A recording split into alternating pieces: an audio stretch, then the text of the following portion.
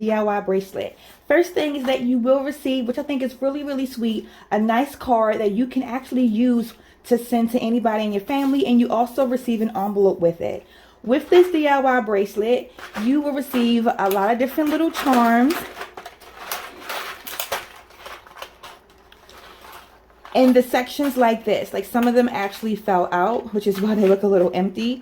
But as you can see in the front of this, you have little holes. So each day of the month of December, you will just push down to actually pull out the actual charm so that you can get your full bracelet at the end of Christmas time.